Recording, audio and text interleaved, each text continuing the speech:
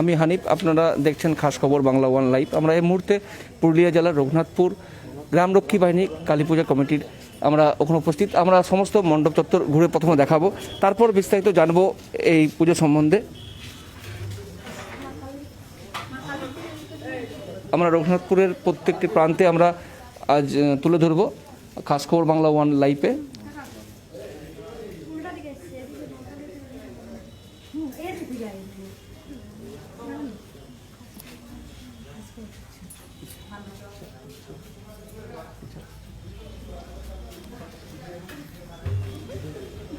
অবশ্যই জানবো, এই পুজোর সম্বন্ধে একটু কিছু বলেন তো ভালো হয়। এটা হচ্ছে গ্রাম লক্ষ্মী রক্ষা কালী পুজো।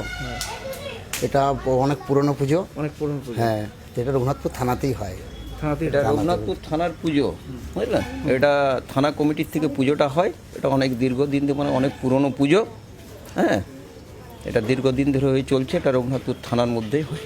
কিন্তু অন্য বছর তো একটা সব জায়গায় জাঁকজমক ব্যাপার থাকে, এবারে করোনা পরিস্থিতি, সেখানে দেখা যাচ্ছে সব মণ্ডপই চুপচাপের মাধ্যমে। এই নিয়ে কী বলবেন? এনে ব্যাপার হচ্ছে, দেখুন, সামাজিক দূরত্বটা বজায় রাখা দরকার। হ্যাঁ, এটা রাজ্য সরকারের থেকে একটা আমাদের এসছে।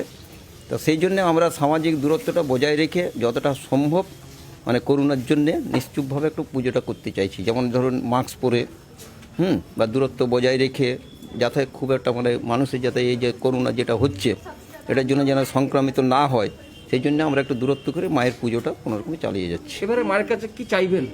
মায়ের কাছে আশীর্বাদ চাইবো, যাতে দেশের এই করোনাটা পরিস্থিতি থেকে যেন সবাই রক্ষা পায়, সবারই মঙ্গল হয়। যেন মা যেন সবাইকে মঙ্গলময় রাখে, সবাইকে ভালো রাখে। আপনার নাম? আমার নাম দিলীপ ঘটক। ধন্যবাদ। আপনার নাম? সুকমল ঘটক। ধন্যবাদ। দেখলেন যে প্রত্যেক মণ্ডপে যারা বলছেন একটাই মায়েকে চাইছে করোনা থেকে মুক্তি। অবশ্যই সবারই প্রার্থনা, অবশ্যই মা স্বীকার করবেন এবং গোটা বিশ্বকে করোনা মুক্তি করবেন। আমি ক্যামেরাম্যানকে বলবো শেষ টাইমে একবার মায়ের মূর্তি দেখাবার জন্য।